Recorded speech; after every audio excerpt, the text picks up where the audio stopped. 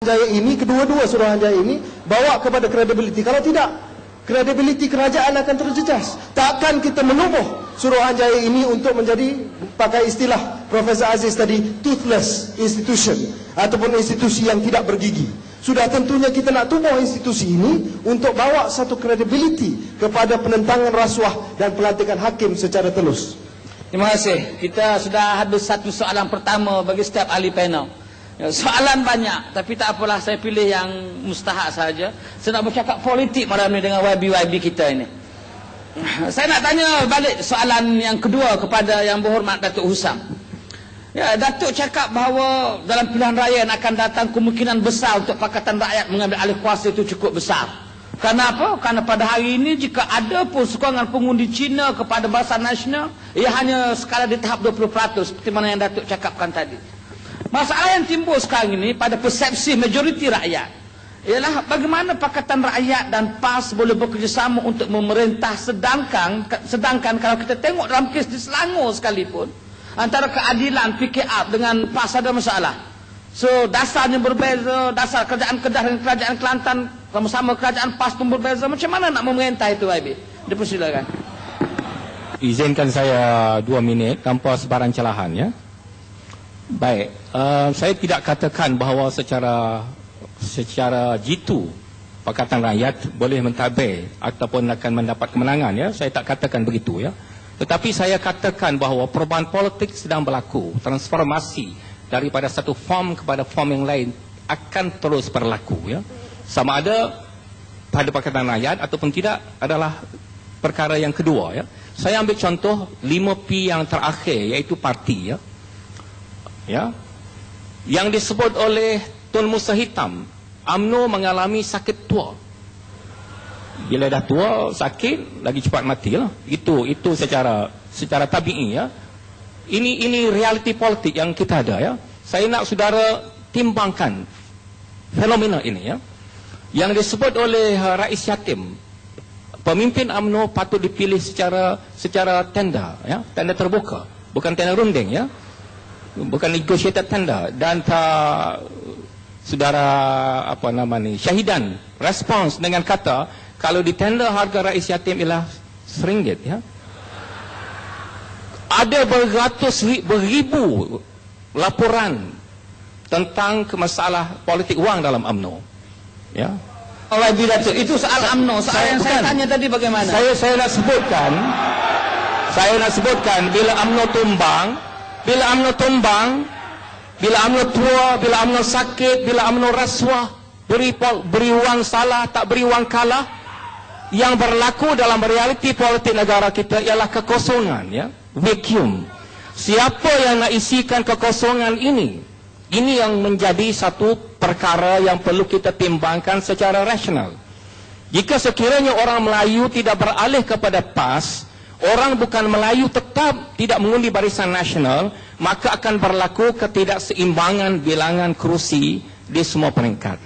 Sedangkan UMNO sendiri sudah mengalami sindrom ke arah wafat, ya. Ya, takkan UMNO tak mati, ya. Kalau manusia dan organisasi lain boleh mati, kita tak boleh jamin UMNO tak mati, ya. Kita kena beranggapan satu hari UMNO mati. Jika sekiranya UMNO mati, maka kita memerlukan satu parti yang kuat dengan dasar yang boleh diterima oleh semua kaum untuk mengambil tempat kekosongan ini, ya.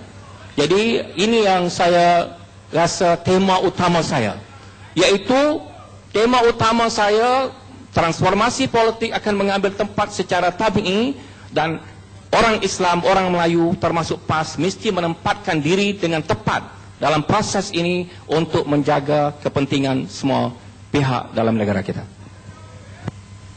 Ada pandangan lain, YB Khairi? Terima kasih Tuan Pengurusi. Saya tertarik sebab Yang Berhormat Datuk Husam bincangkan isu dalaman UMNO. Dan isu dalam UMNO ni secara, kalau kita nak cakap dari segi prinsip kita cakap tentang transformasi politik. Dalam semua parti politik ada transformasi. Dalam UMNO hari ini ada transformasi, dalam PAS pun ada transformasi.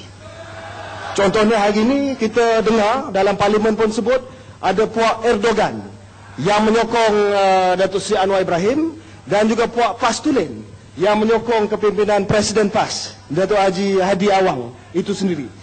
Dan kita lihat di Selangor bagaimana timbalan Pesuruhjaya Selangor yang berhormat Saudara Khalid Samad dibuang jawatannya oleh Datuk Dr. Hassan Ali. Datuk Dr. Hassan Ali PAS Tulen, Khalid Samad adalah PAS Erdogan. Jadi kita lihat masalah ini berlaku. Dan barangkali ini juga berkaitan dengan Datuk Usam, sahabat saya pun nak melihat dia jadi Presiden PAS tahun depan. Dia pun nak bertanding juga. Saya tak tahulah dia puak PAS Erdogan ke, PAS Tulen ke, saya tak tahu. Tapi saya sokong dia. Saya sokong dia jadi Presiden PAS. Jadi ada pihak PAS.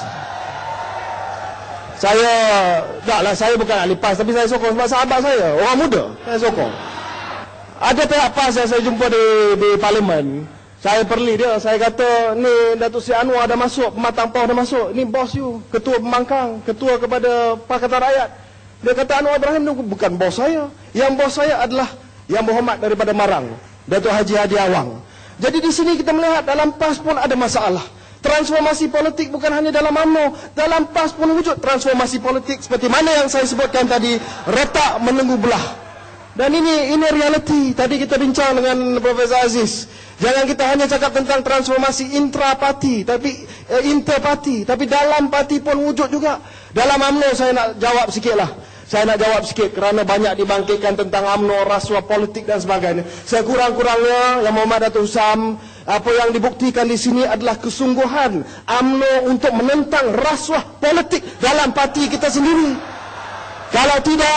Kalau tidak takkan begitu banyak aduan yang dibuat. Kerana kita sendiri tak nak rasuah politik ini dalam UMNO. Kita nak pastikan bahawa kita banteras rasuah politik dalam UMNO. Kalau diceritakan banyak pemimpin UMNO menceritakan tentang rasuah politik, kerana kita komited banteras menghapuskan rasuah politik dan politik wang dalam UMNO. Kalau tak percaya, tanya pemuda UMNO di sana.